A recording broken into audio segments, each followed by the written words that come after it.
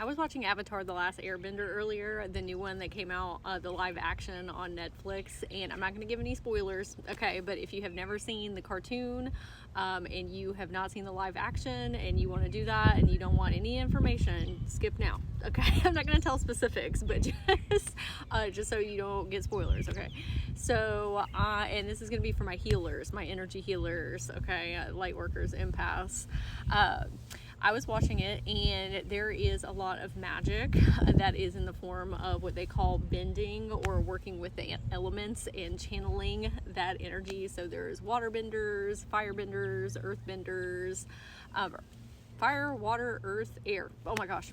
And so 4 of those.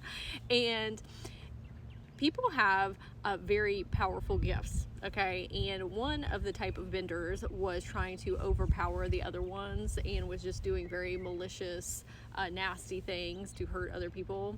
And, you know, that's not exclusive to just that one type of bender, though. There was a lot of people doing things, okay?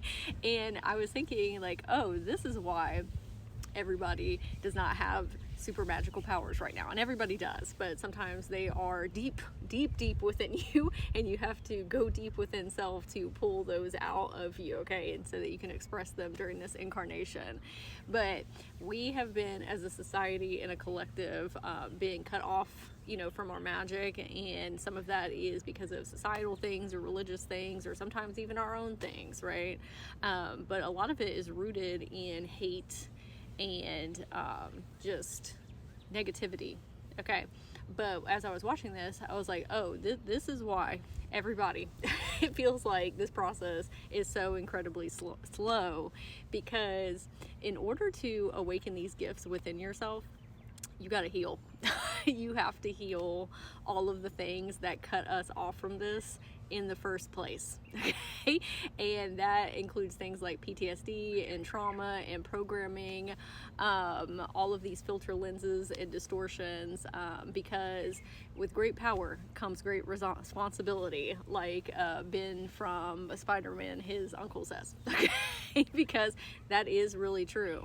Like, the stronger your energy field becomes, the bigger influence that you have on others, and that goes for positively and negatively, okay? So when people are like, Sage, how do I do the things that you do now?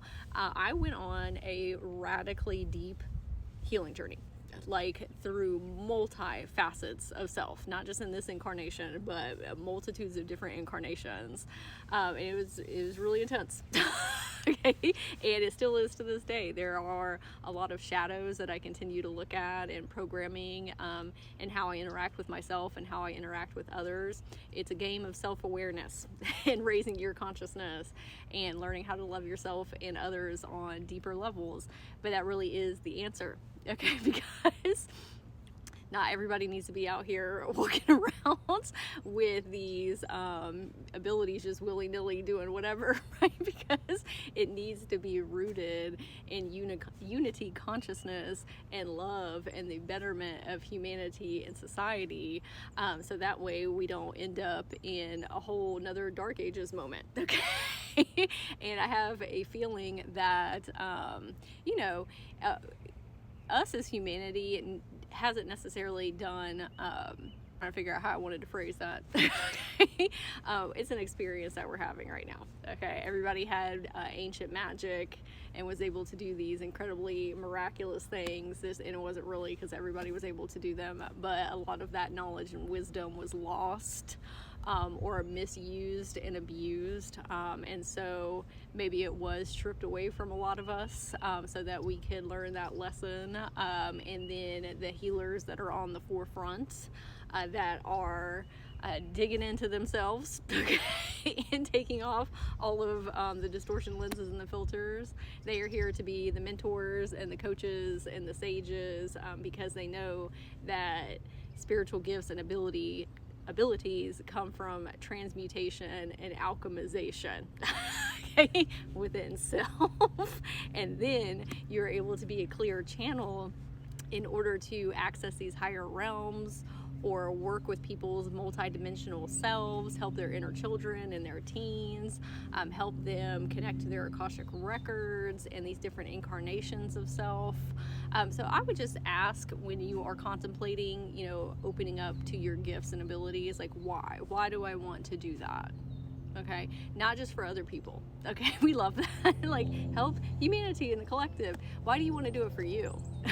Because at the beginning stages of my journey, you know, I did want to help others. I love that. That brings me a lot of joy.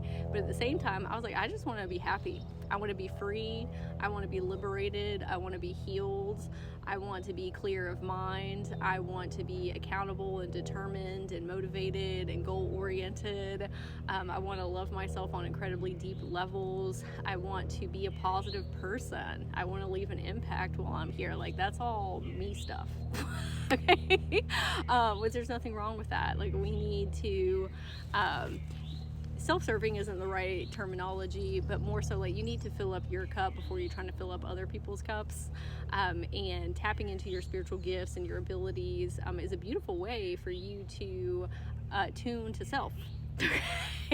And help you with all sorts of things, like manifesting, understanding that you're the creator of your reality, you know, it's just a myriad of things. But then it's also okay to say, oh, I want to help other people, right? But the number one person you need to help is yourself. And then you're able to outpour all of the love and compassion and empathy and spiritual gifts and abilities to others, and really lean into your soul mission and your soul purpose, and what you decided to come here to do.